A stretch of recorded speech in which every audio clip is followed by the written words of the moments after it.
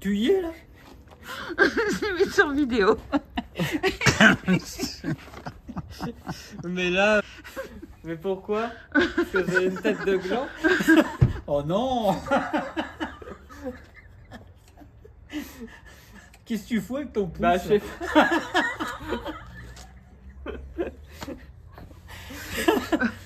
Ah, parce que t'as filmé en...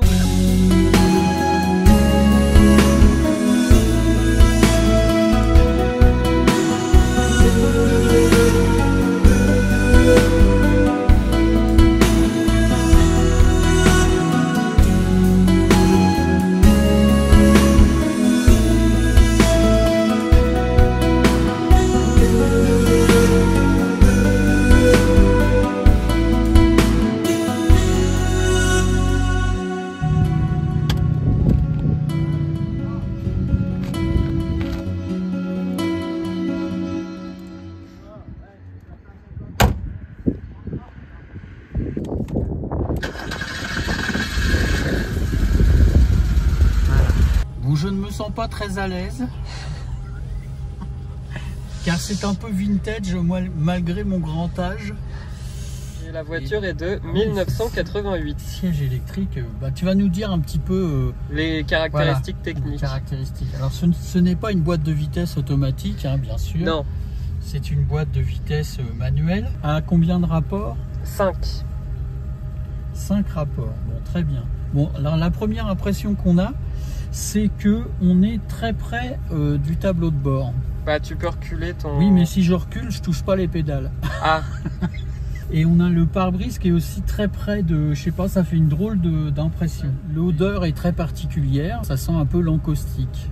L'encaustique, c'est de la cire qu'on met sur les vieux meubles pour les rajeunir et pour leur redonner l'aspect du neuf. Bah après, toutes les 911, enfin les voitures anciennes dans lesquelles je suis rentré comme ça, sentaient un peu toutes la même odeur. Alors il y a le tableau de bord habituel de Porsche. Je pense que maintenant, dans les voitures Porsche d'aujourd'hui, c'est un peu pareil. Oui, ils ont gardé le patrimoine. Ouais, il y a l'héritage.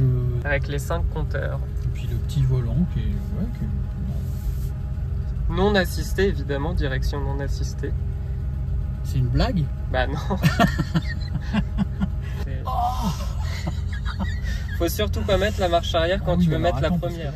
Ah oui, là faut vraiment embrayer quoi. C'est ça. C'est-à-dire que là au bout de... Et tu t'arrives à conduire combien de minutes Parce que la pédale d'embrayage est vraiment très très dure.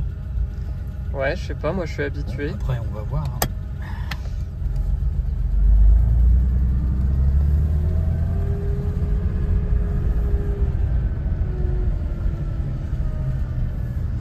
J'ai l'impression de prendre une leçon de conduite comme si je... C'est vrai, j'avais oublié que c'est pas assisté. Non.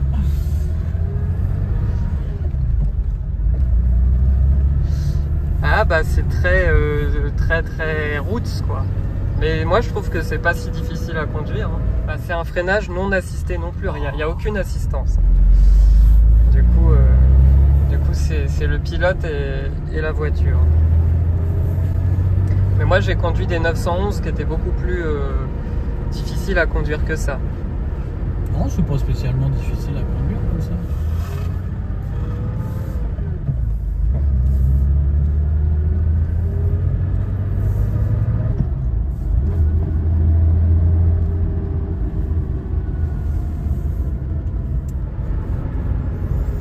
Ouais, c'est pas si déstabilisant que ça. Je trouve non. Que bon...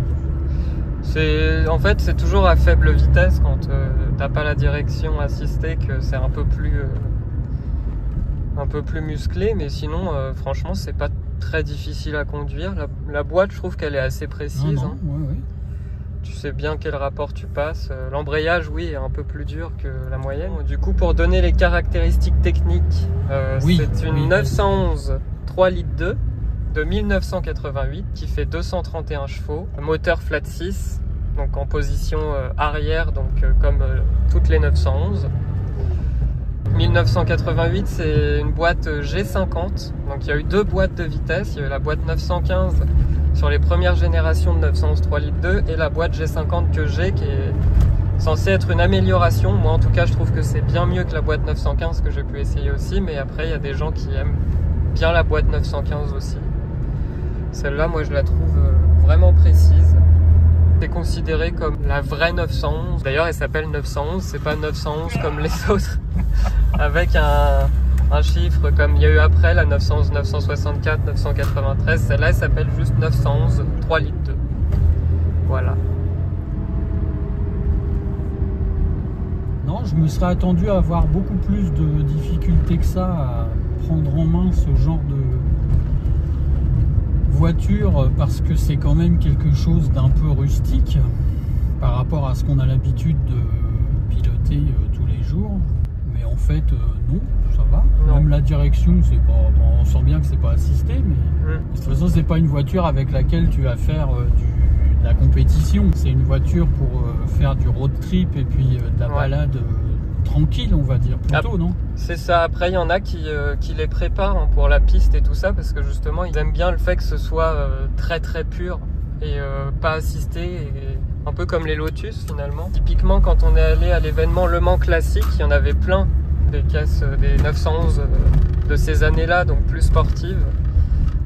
Et les mecs, ils attaquaient sur le circuit sans aucun problème. Après, il faut avoir un sacré coup de volant parce que vu qu'il n'y a aucune assistance quand la voiture elle part par exemple en travers et puis que tout le poids est à l'arrière sur ces voitures-là, vu que le moteur est tout à l'arrière et qu'il n'y a aucun poids à l'avant, qu'il n'y a pas d'assistance, quand il faut la rattraper, il faut quand même des bras quoi.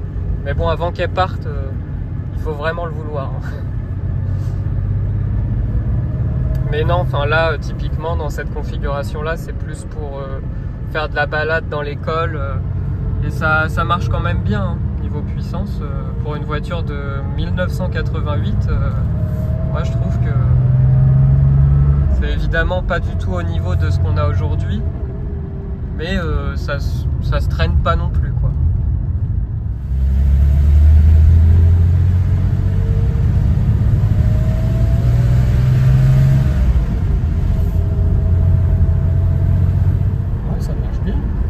Ouais, et ce qu'il faut savoir aussi, c'est que donc c'est un flat 6 atmosphérique qui peut monter jusqu'à 6500 tours à peu près, donc faut pas hésiter à monter dans les tours quand elle est bien chaude, parce que c'est là qu'on l'exploite. Encore une fois, c'est un moteur Atmo, donc c'est pas comme un turbo ou des voitures modernes où on a tout de suite la puissance. Là, c'est plus dans les tours qu'on a la puissance.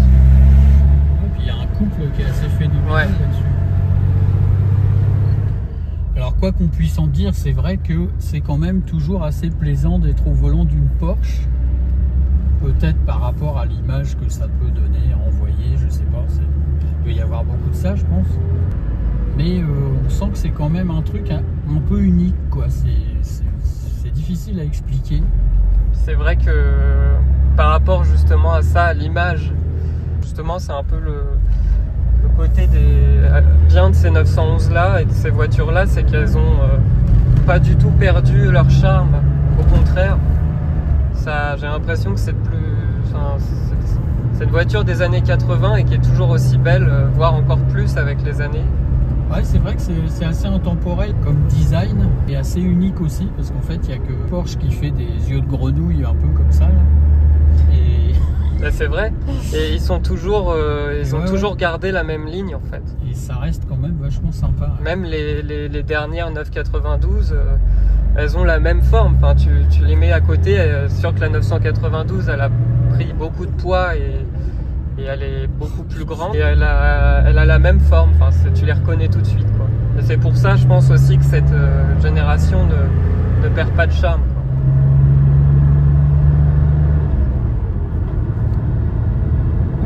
Qu'elle a encore vraiment bien la patate hein, ouais, c'est vraiment agréable à conduire. Bon, après moi j'ai plus trop l'habitude des boîtes manuelles, donc il faut se remettre un petit peu dans le truc, mais non, ça a un charme particulier. Ouais, c'est vrai que le risque avec des voitures comme ça, c'est que comme on est habitué à avoir des assistances de partout, on va avoir un petit peu tendance à oublier certaines choses. Comme là-dessus il n'en a pas, si on doit se rattraper aux branches à un moment donné, ça peut faire un peu peur. C'est sûr. Après, sur les voitures modernes, à moins de rouler vraiment comme un débile, en fait, tu les déclenches quand même pas si souvent que ça, les aides, parce que tu vois pas souvent le voyant de SP et tout ça s'allumer, sauf si tu prends le virage à fond. Bah là, c'est pareil en fait. C'est assez enfin, on peut bien prédire ce que la voiture va faire après. C'est vrai que là où il faut peut-être faire attention, c'est que tu vois la direction, déjà elle est quand même assez lourde vu que c'est pas assisté. Mais je sais pas si tu ressens qu'il y a un petit... faut un peu la prédire la direction, même si c'est quand même bien précis. Par rapport à ce que tu m'avais dit sur la direction non assistée, là on sent. Enfin, tu le perçois pas. Enfin oui, tu perçois que c'est un peu dur, mais justement ça te renvoie des des vraies sensations. Tu sens bien que c'est toi qui dois gérer le truc et que c'est pas l'assistance qui va le faire à ta place. Pas spécialement piégeux quoi. Bah, la direction assistée c'est surtout utile à faible vitesse quoi, en fait, parce que sinon là une fois que tu roules tu sens pas que c'est non assisté. T'as vu, ça marche quand même. Ça marche bien. Pour une voiture qui a 30 ans. Tu sens que c'est une ancienne sportive quoi. Ouais. Dans ces voitures là t'as pas besoin de rouler vite pour te faire plaisir, parce que tu ressens la voiture quoi. Et donc tu peux même monter dans les tours sans forcément dépasser les limitations de vitesse au final. Il m'est déjà arrivé de conduire des voitures anciennes. Tu sais que tu es à 90 parce que ça vibre de partout, ça bouge, ça fait un boucan d'enfer. Alors là ça fait un bruit, mais un bruit qui est sympa. Ouais. Et puis ça vibre pas spécialement, enfin c'est vachement stable quoi. Ouais. Ouais, c'est une Porsche quoi. C'est ça. Oui. On s'adapte super vite je trouve. Ouais.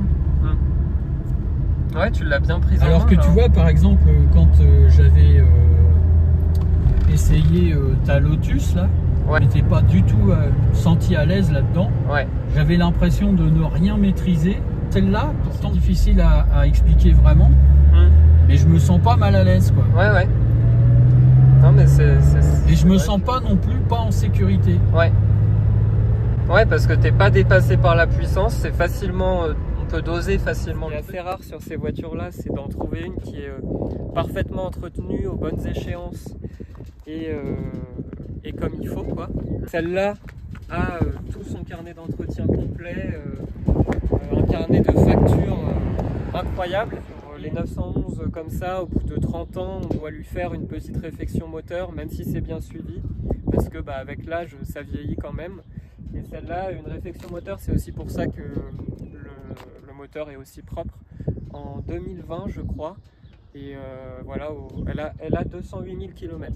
Donc, je trouve que ça se voit pas, elle les porte pas. Ah bah non, c'est sûr. Non. Sur une voiture qui a 30 ans, finalement, c'est pas énorme. 200 000 km sur une voiture qui a 5 ans, ça commence à faire. Et ouais, là, ouais, c'est clair, oui.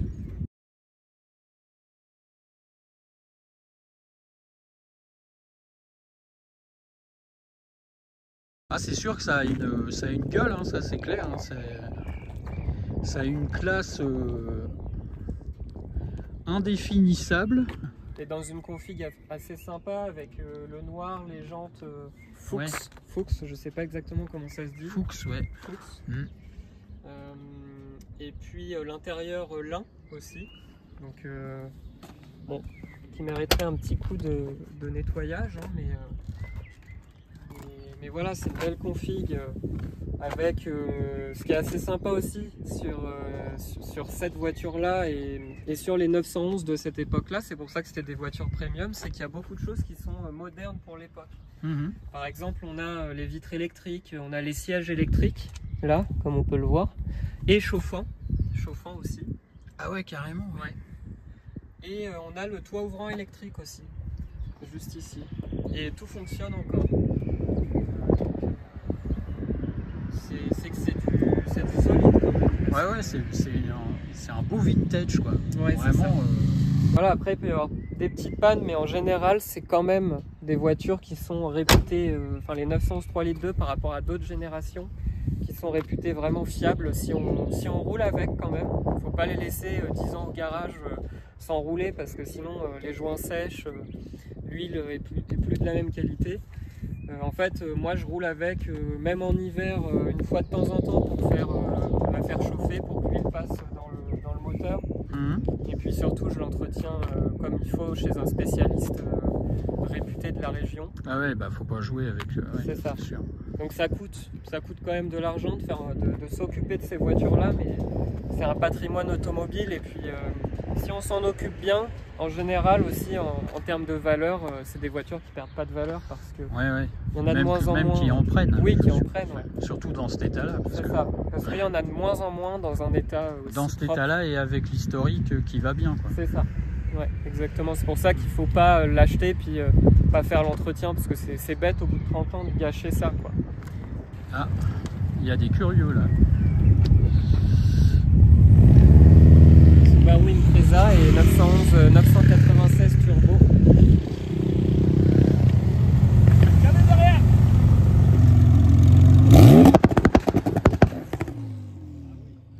Ah oui. Là ça donne bien. Jamais entendu, je crois vraiment, pourtant j'en ai entendu. Je crois que j'ai jamais entendu d'échappement aussi bruyant. Allez, on a bien fait de venir. Ouais, c'est sympa. Ouais. Il y a des belles jantes en plus. Magnifique. Un truc que j'aime bien, vas-y. Tu vois, le clac de la porte, bah, je trouve qu'il est satisfaisant. Tu vois, ça fait un bruit, quoi.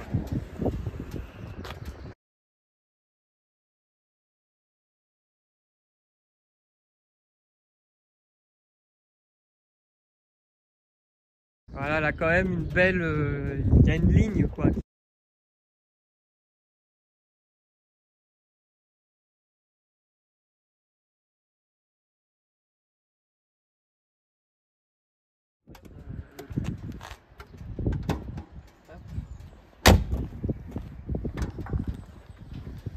Voilà, il est quand même vachement propre hein, pour un moteur qui a 30 ans. Oui, en effet. Tu lui as donné un bain ce matin, non? Bah non, mais il était déjà bien propre quand j'ai récupéré la voiture. C'est d'ailleurs pour ça que je suis parti sur celle-là. Hein.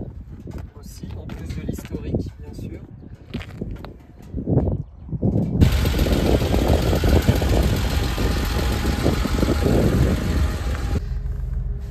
Donc c'est là que la direction assistée est un peu plus compliquée, quoique t'as pas trop de manœuvres à faire, mais... Ouais, en effet. Bon, faut faire une petite séance de muscu avant de prendre la voiture, quoi, c'est tout, mais...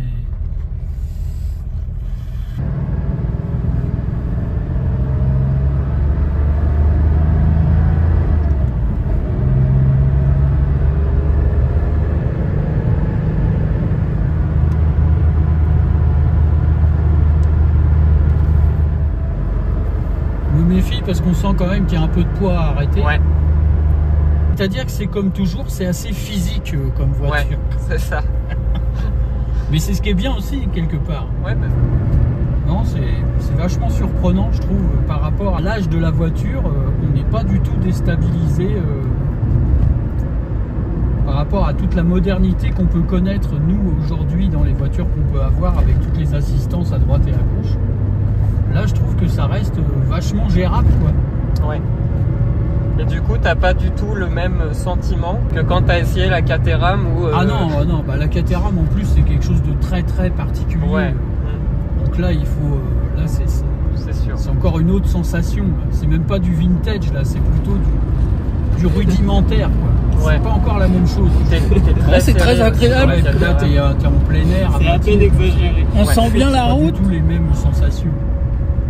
Mais j'étais pas très à l'aise dans la Caterham. Je pense que, enfin en tout cas, il m'aurait fallu beaucoup plus de temps pour prendre le truc en main. Ouais, c'est pas pareil, c'est sûr. Ouais, alors que là, là non.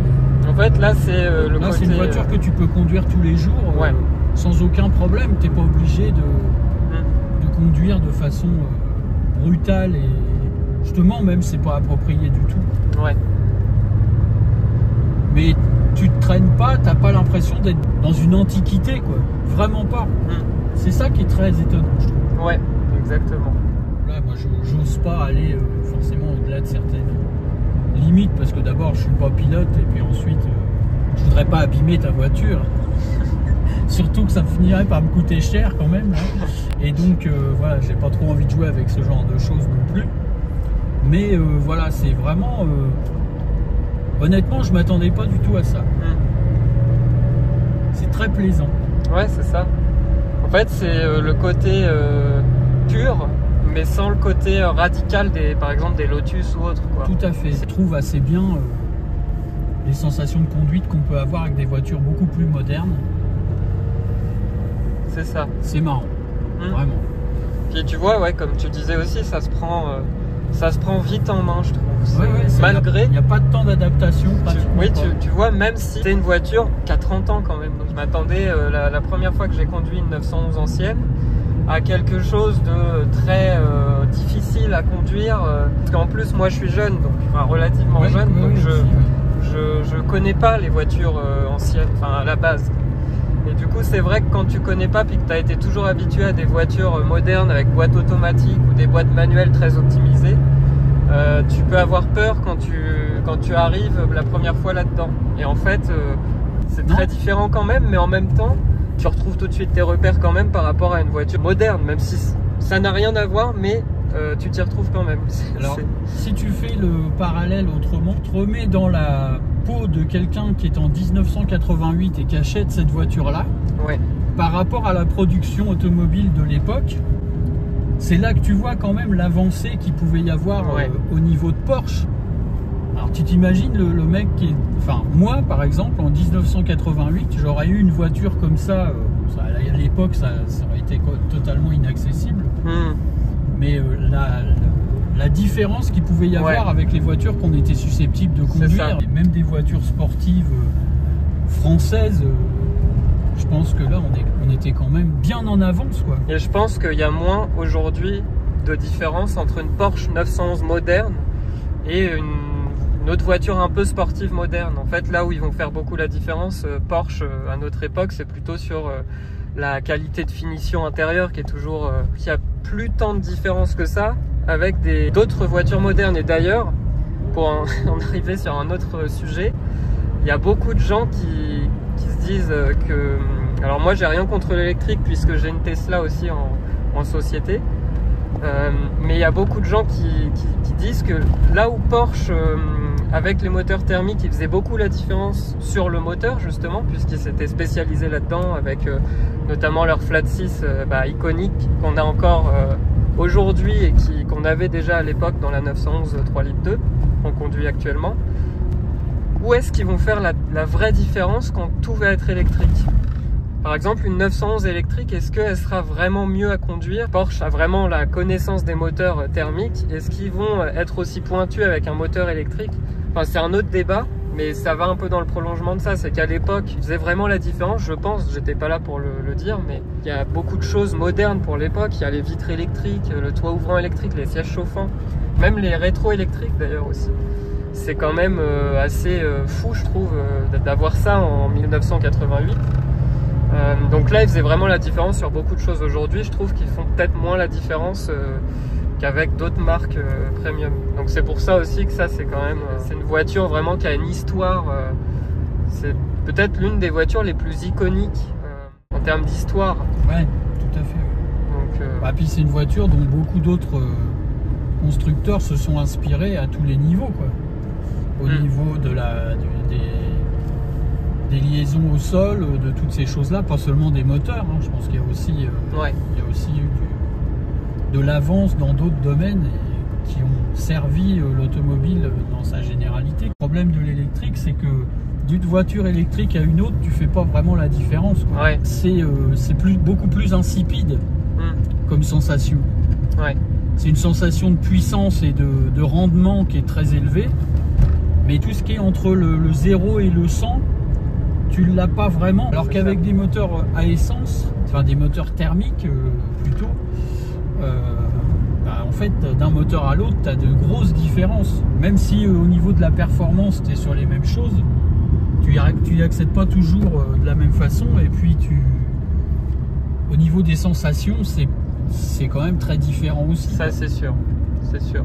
Puis dans l'électrique, il y a aussi le poids qui joue beaucoup. Donc il y a ça aussi, comment vont faire les constructeurs sportifs comme Porsche pour continuer à faire des voitures. Bon, ils y arriveront à faire des voitures performantes, mais avec un châssis, parce que souvent le poids aussi, ça joue beaucoup dans le ressenti. Là, il y aura le poids qui rentrera en jeu. Bon, après ça, c'est tout un autre débat, mais c'est pour ça aussi que moi, je suis content d'avoir cette voiture dans le garage, évidemment. Déjà, rien que pour le côté conduite, qui est vraiment très plaisante, le côté histoire, et puis aussi le côté, le fait qu'il n'y en aura plus jamais des voitures comme ça. Oui, ça c'est clair et net. Enfin, des voitures aussi pures, avec des vrais moteurs qui ont aucune on va dire, restriction, comme des FAP, comme on a aujourd'hui pour moins polluer. Alors, c'est sûr que ça pollue certainement plus qu'une voiture moderne avec un moteur équivalent. Mais c'est vrai que là, on a le vrai son. Il suffit de sortir à côté et d'écouter, même à l'arrêt, le son que la voiture produit. Ça fait aussi partie du plaisir, évidemment. Donc ça à gauche, ouais, à gauche. Ça, c'est sûr que... Non, puis quand t'es passionné d'automobile et que tu as ça dans ton garage, en fait, ce qui est bien, c'est que tu as la sensation d'avoir en ta possession une sorte de pièce de musée. C'est ça. Mais en même temps, une pièce de musée que tu peux utiliser, quoi. Ouais. Parce que quand tu as certaines œuvres d'art dans ta salle, en fait, c'est assez figé. Tu les as, tu peux les regarder, mais tu peux pas tellement jouer avec. Alors que là, tu as les deux, quoi. Je trouve que c'est effectivement, il y a quelque chose à creuser là-dedans. Alors évidemment, ouais, ce sont des voitures qui sont pas à la portée de toutes les bourses et il faut effectivement avoir les moyens de pouvoir se payer ce genre de choses. Et de les entretenir aussi. Et de les entretenir. Mais quand tu as un peu cette possibilité-là, c'est vrai que c'est un beau deal, quoi, je trouve. C'est sympa d'avoir une voiture ancienne que tu peux utiliser tous les jours. Ouais, c'est vrai. Ça, c'est quand même le vrai luxe, à mon avis, c'est ça, quoi. C'est ça. Et puis c'est même au-dessus de ça, comme tu le disais avec un tableau, par exemple, un tableau c'est beau à regarder. Enfin, ça dépend. C'est comme un mec qui est pas passionné de voiture, il va pas trouver ça beau, mais juste, je parle de la Porsche. Mais la Porsche aussi, même quand tu l'as juste dans ton garage et que tu la conduis pas, juste à regarder, c'est beau. Celle-là, en tout cas, je trouve. Parce qu'elle a un vrai charme, quoi. Ça dégage quelque chose. Et je sais pas si c'est le côté intemporel, histoire aussi, c'est un mélange de tout.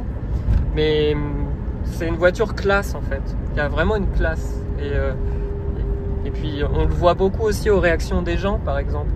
Moi, quand je conduis cette voiture-là, j'ai beaucoup de réactions positives, de pouces levés quand je croise des gens, quand je fais par exemple le tour du lac. Et si je conduis une Porsche moderne, par exemple, t'as pas du tout le même genre de réaction. T'as beaucoup plus de regard un peu jaloux et tout ça, alors que celle-là, c'est une Porsche aussi, mais qui a un côté classe, un côté qui attise pas la jalousie, je trouve. Et ça fait aussi partie parce que c'est une voiture qui a un charme, c'est une voiture ancienne, puis ça se voit. Donc ça fait aussi partie du plaisir de conduire ce genre d'auto.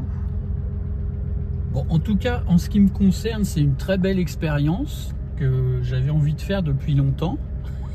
Et j'ai la chance d'avoir un fils qui est passionné d'automobile aussi, et puis qui s'est vraiment mis là-dedans à fond. Donc c'est plutôt sympa. Tiens, regarde, on va peut-être pouvoir... Là, nous, on a 231 chevaux dans... Et là, il y en a 4 ou 5. Ça avance pas vite, hein, 4 ou 5 chevaux. Donc voilà, après, j'espère que pour tous les abonnés de la chaîne, c'est pas trop déstabilisant d'avoir ce genre de vidéo en proposition. Après, vous nous direz hein, si ce sont des choses qui vous intéressent ou si au contraire vous trouvez ça complètement nul et totalement inintéressant. Moi, c'était juste histoire de vous faire partager un peu ma passion de l'automobile et puis aussi du camping-car, parce que finalement on se retrouve un peu sur les mêmes choses. C'est quand même des choses qui roulent et avec lesquelles on se fait plaisir. Donc c'est pas les mêmes plaisirs, mais quelque part on s'y retrouve un peu. Voilà. Sur ces bons mots, je vous dis à la semaine prochaine probablement pour d'autres petites aventures sympathiques. Et puis il y aura d'autres essais automobiles, j'espère, avec de beaux calibres aussi du genre. Sauf si vous nous dites que eh bien, c'est vraiment pas quelque chose qui vous intéresse et que on ferait mieux de garder ça pour nous. Allez, salut les amis, à bientôt. Salut.